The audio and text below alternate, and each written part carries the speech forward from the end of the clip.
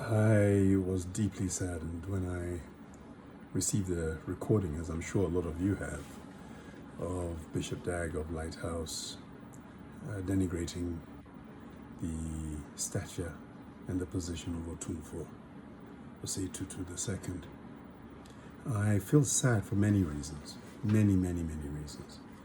I feel sad because, first, I guess, Bishop Dag is a gentleman who many of my friends are associated with, very close friends, and they hold him in very high esteem. And therefore, comments of this nature, which are unacceptable in any context, should not be out in the public for people to listen to and make judgment on. I'm very sad about that. I'm very sad as well because clearly this could only have been leaked by people very close to himself, people that he trusted. That saddens me because we all go through that every day. I have people around me who leak things that I've said continuously, but I'm not Bishop Dag and I'm not Otumfo, so the implications of utterances made in private have less effect than this sort of thing. Lighthouse is a huge organization, but it is not Asante Man. And the people who follow both, and I'm sure overlap, will also be saddened by this. I'm saddened because the seat of Asante Hene, of Otumfo, is greater than that of what many people realize. Otumfo Osei Tutu II is a custodian.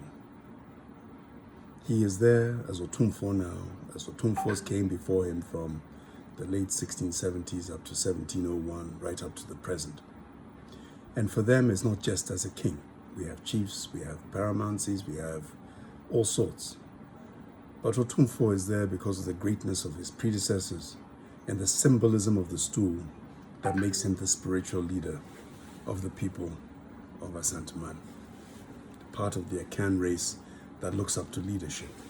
We have the Yana up in the north in a different way, but Otumfo himself, over the centuries, has represented something more than building edifices to himself, or castles, or statues, or whatever else.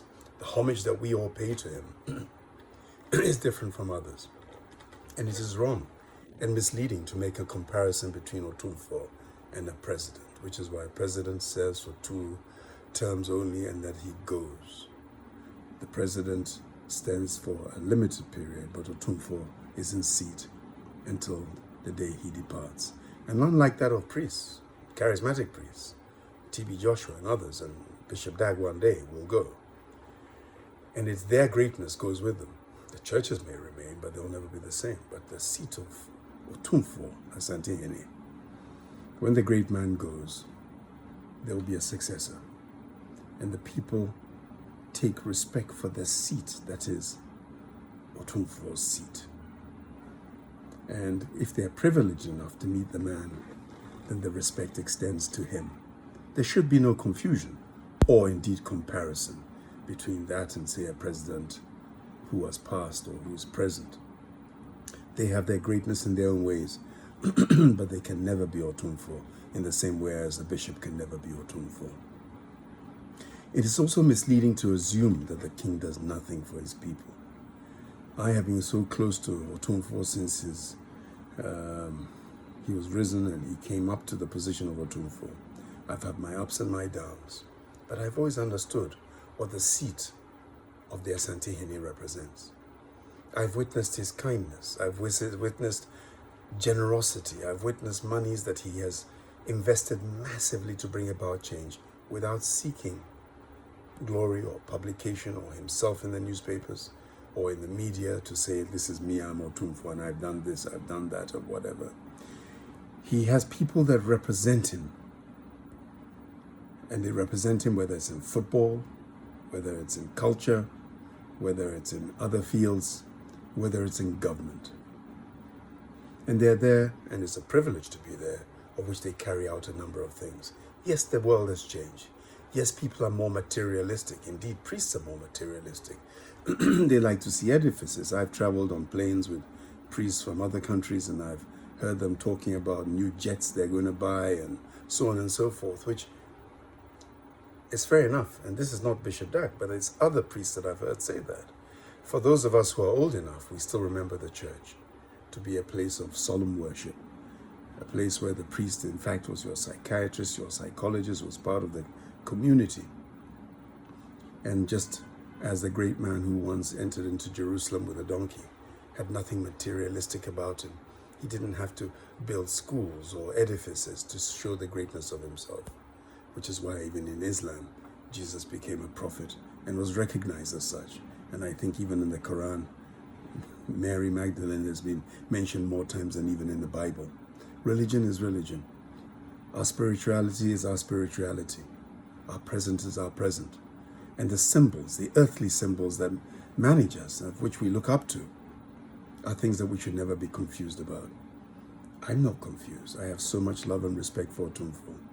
I don't worship him as a god. He's a human being. I understand what his seat means. I was privileged enough to have met Otumfuo Pokuwari and have served part of my term with him as well. The seat is there, and there's great, great symbolism. I thank Bishop Dag for his apology, unqualified apology. And I look down on the people who leaked the video, because the video served no purpose other than to destroy, to split, to bring criticism to Bishop Dag, who is trying his best and has people who follow him in large numbers. But Otumfuo is Otumfuo, and we have to respect him as such. I do. And I know the people of Asanteman do as well. And when we travel the world, it's interesting, isn't it?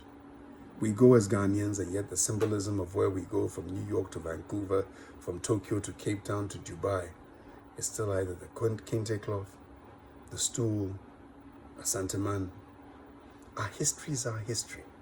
And part of the problem we have in Ghana is that we don't seem to remember where we came from. A more detailed history, not just of Asanteman. We have other great tribes in Ghana.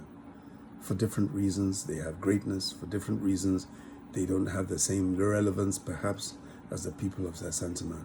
But it does not make them any smaller, does not make them any less. They're all great people. As Ghanaians, as Africans, after all, the original Asanteman Empire, the original Asante Hene's influence stretched deep into Ivory Coast. It is the colonial borders that separate us. But our culture, what we eat, what we believe in, what we do, transcends everything. And our history is paramount. Otumfuo has a big role to play. And for those of us who've been privileged to meet him, to be with him, to share time with him, we do understand that he's a wise man. That he is. And that is why he's Otumfuo.